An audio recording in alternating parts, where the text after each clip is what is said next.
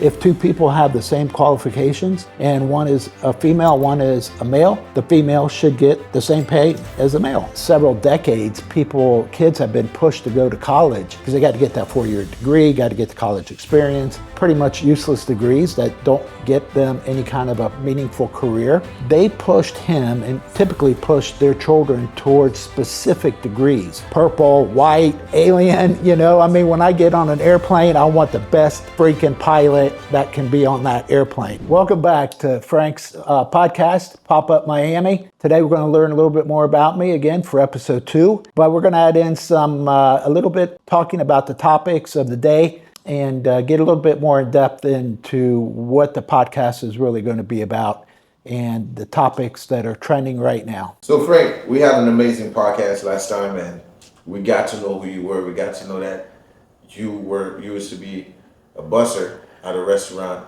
and this was also your family's restaurant. And we also got to understand your point of views and your morals in terms of what you think of society today. We got to speak of Charlie Kirk. We got to speak of other aspects. But there's one question I want to understand. So what is one belief you used to have that you no longer hold, and what changed it? I think as I was younger, I used to believe that people in leadership, in politics, judges, elected officials, were all honorable people. And, I looked up to them and thought, wow, they got to be really smart. They got to be really, put together. They got to be amazing people. And that I do not hold that belief any longer, for sure. It's sad. I wish it was what I originally thought, but there are a lot of people in leadership and important positions in life that really do not belong there, except that somehow they raised enough money or had enough connections, whatever the case may be, and they ended up in a position that really they probably don't belong in. Was there a point that you realized that, or was this over time? I think it was over time. Yeah, and I'm at my age now. I'm thinking probably 30 years ago or so. I think maybe my belief may have been even more valid. I don't know, but definitely as I got involved in politics a little bit more, got involved in business a little bit more. I paid attention a lot more, and yeah, so probably evolved over time. And is there someone that changed the way you think? A particular person? Yeah. No, I don't think so. I could probably name some people currently. Probably, I think AOC is a great influencer, but I don't think she's a great thinker as far as policy goes. And I don't think she is a great representative of leadership. She makes some comments that are ridiculous. I think Jasmine Crockett, the same thing. When I see them talk, I think more of two girls in college just talking smack instead of really having leadership positions. And they're trying to get clicks. I feel like, they're trying to get views on Instagram and just publicity. So you would say you haven't found someone who's actually helped you change the way you think? That changed my thinking? Yeah. Not any one person. It wasn't like a moment. No, I don't think so. Several decades, kids have been pushed to go to college because they got to get that 4-year degree, got to get the college experience, blah, blah, blah. And they've gotten pretty much useless degrees that don't really get them any kind of a meaningful career. Might not even been something they wanted, but they thought they had to get. And I think we did a disservice in that respect because we could have had a lot of people going to trade schools that would have loved it and had a fulfilling life and a fulfilling career and made good money. Instead, they were pushed into a 4-year college getting a liberal arts degree, possibly. That's a perfect example because most people, especially if you're talking about, since you know a lot about the immigrants, Hispanics, even the African culture, Haitian culture. Yeah. Is that most of our parents, they push going to school. They do. Push that narrative, but it's because they really believe that's a solution to our future. But in the reality of it, it's not. Well, I think that's an interesting thing, though, because I think immigrants. I had a good friend from India growing up, and his dad was a professor, his mom was a social worker, and the Indian community really believes in education, but they pushed him and typically pushed their children towards specific degrees, like being a doctor. In his case, he had to be a doctor.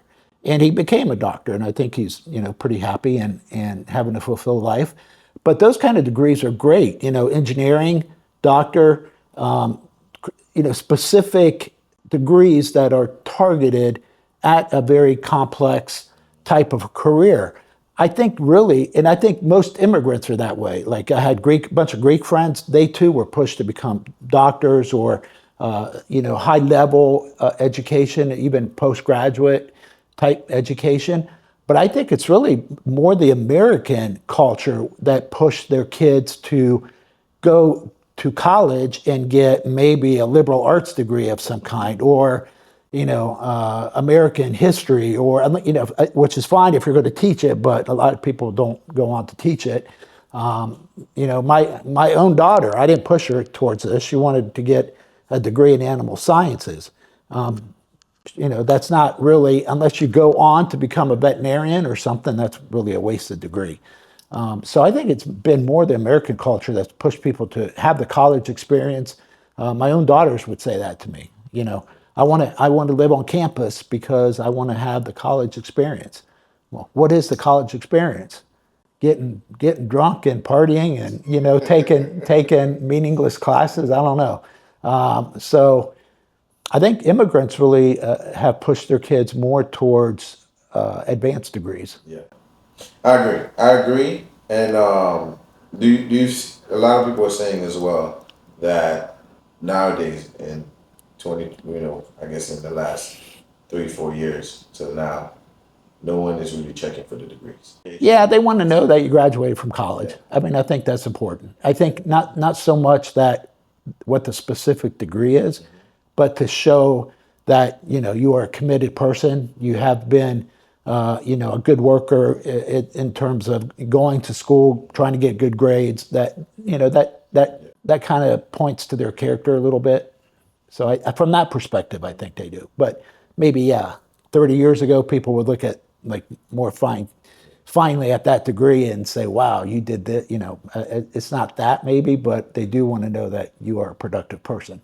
Yeah. I do believe too. It has changed a lot, especially with nowadays, especially with kids nowadays when they get into jobs. You'll find more people who didn't go to college or universities that are getting more of the opportunities because of experience compared to the kids that went to college. They did 4 years of college, but they never prioritized the experience. But then they end up feeling like they lost 4 years. Yeah, and like I said, college isn't for everybody. There's probably some. Well, I mean, there's many examples that have been used over and over, like Bill Gates, and that didn't get a degree from college, but they're very intelligent people, and there's still those kind of people out there. I don't think you should be closed-minded to somebody because they don't have a degree. It could be a very intelligent person ready to make a big discovery. So what's your take on this? Is another. It's a bit of a sensitive topic. It shouldn't be, but it is for most people. And it's when we're talking about, I guess it's equal rights when it comes to, I guess the workspace, right? Right now they were pushing this ideology where they want black people to work in this space. They want black people to work in this space. But then one party, which is the side I'm on, is that I think we need more qualified people, right? Whether it's black, white, Spanish, Asian, it doesn't matter. Yeah. But it shouldn't be to where it's like. I think DEI is racist. Yeah. I think is a horrible policy. I mean, if I was a black man, I wouldn't want to be hired just because of the color of my skin. I mean, personally, I think it'd be an insult, and that's just as racist as not hiring somebody because of the color of their skin. So I think that was a horrible policy. And look, I mean, is the United States perfect and has racism? of all levels been totally exterminated? No. And that probably will never happen in a world of humans. But I think the United States is come a long, long way. And I think, where emphasis should be put is hiring people, like you said, because of their qualifications and how good they are, no matter if they're black, Jewish, Muslim, Christian, purple, white, alien. When I get on an airplane, I want the best freaking pilot that can be on that airplane. I'm not going to look at what color they are. If I have a doctor and is going to cut me open, I want him or her to be the best surgeon there is. And so people, the public school system, I mean, we get a whole new topic, but the public school system has failed this country miserably. And I think it has failed the inner city communities even more so than suburbs with public schools have generally had pretty decent school systems. But inner city, urban schools, public schools have been horrible. And then it's the only reason I say it's a sensitive topic for most, which it shouldn't be, because the reality is you want qualified people. Exactly. Right, but then I guess that's one topic that a lot of people mistake. It wasn't even a mistake. I think it was just the way they were pushing Charlie Kirk's stance on that topic, and people tried to paint him as a racist person. Yes. When in reality he was explaining that it's about qualified, the pilot being black, and then that's when they started. They're like, oh, if you see a pilot being black, it's like it's not the fact that he's black. It's easy qualified. But if we're going to say that we're just going to qualify everybody, then you have to check. You have to start checking the stats. Exactly. So that's a really big topic to debunk, because it's not even a topic that's like that should be a topic, but for some reason it is. It is. Well, because we I don't know if we want to veer off in that direction, but it's because politics has, especially I believe from the left, has been approached from an identity standpoint and used to divide people, and that is absolutely horrible. I think that's whether it's coming from the left or the right, it doesn't matter. I just think that is a horrible thing to do, is identity politics. I mean, we are all one people. We're all Americans. We're all America. We may have come from different countries and whatever, but this is United States of America. Emphasis on united. So that's the way we should approach it. And for our leaders to purposely divide our communities, divide our people, so that they can get political gain, I personally think that is one of the most disgusting things a person in elected office could do. Well, what's your point of view on this topic when women feel that they're not getting equal pay, and this is a majority of female, and they also feel that they're, the men are getting paid more than them, and et cetera. What's your take? What's your point on that? Because I feel like, in my opinion, I think we all have equal rights. In fact, I think the women have way more rights in terms of getting accepted to a job and et cetera, compared to a man. What's your standpoint? Well, it's the same thing. I believe women should get equal pay for equal work. If somebody's I think statistics have shown that women of equal capabilities have not gotten paid the equivalent of their male counterparts. I don't think that is right. I mean, that would be something that should be corrected. But women should not get hired just because they're female, or just like somebody shouldn't be hired because of the color of their skin, or not hired because of the color of their skin. If everybody's hired based on their capabilities and their qualifications, if two people have the same qualifications and one is a female, one is a male, the female should get the same pay as the male. I absolutely believe that. 100%. Another example would be NBA versus WNBA. Well, that's a little bit different. No, but I think women have way more opportunities. I think women get paid way better. In fact, I believe that women are now in the position, they have way more rights than they have before. But I also believe that they're just choosing the underpaid jobs. And this goes to, the left versus right argument and socialism versus capitalism. The left, I believe, in socialism believes more in equal outcomes. Everybody should have the same outcome, the same income, the same everything, No responsibility. but no responsibility. The right believes in equal opportunity, and those are vastly different things. Equal opportunity versus equal outcome. Look, if we all get the same opportunity and equal opportunity, some people will succeed better with those opportunities or take better advantage of them, or they're more talented, whether it be in sports or whether it be in business or whatever the case may be. They're going to have a better outcome. That's okay. It should be that way. Yeah. There's different. Everybody has different motivations. Some people love to go, are totally happy working 9 to 5. They wouldn't want to have the headaches of having a business and going home and having all the headaches from the business go home with them. They can go to work, go home, be at peace, and they want that, and that's okay. That's what makes the world go round. We're all different. But as long as that person has the opportunity, equally to everybody else, to leave that job, start their own business if they want to or choose to, and have the same opportunities in that regard. But nobody should fight for equal outcomes. That has never worked, ever, anywhere. And where do you think that is coming from? Do you believe that is coming? The society is pushing this, obviously, to take control of things. Like, why do you think these things are happening?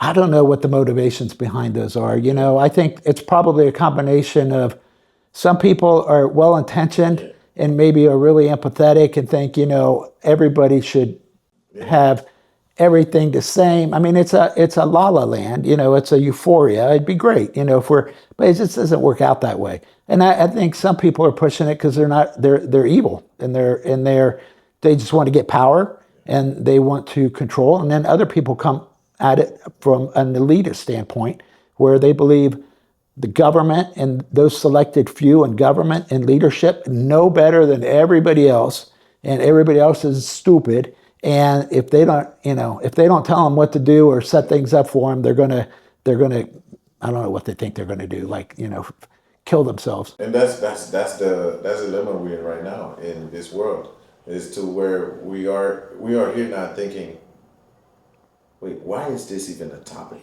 There's men, there's women. Men go to men's bathrooms, women go to women's bathrooms, men play in men's sports, women play in women's sports. Seems like common sense to me. I think it still seems like common sense to the majority of Americans, quite honestly. But the minority is talking louder and getting a lot of attention. I think that's the point of marketing. Yeah. I think the other side knows how to market better. Liberal policies can be put into a soundbite. In other words, when you play identity politics and pit people against each other, fascist, racist, you can put them in sound bites. I think more conservative policies and viewpoints are you have to go a little bit into more detail. I don't believe you can put them in sound bites as easily. And that has kind of hamstringed the right from being able to communicate as well.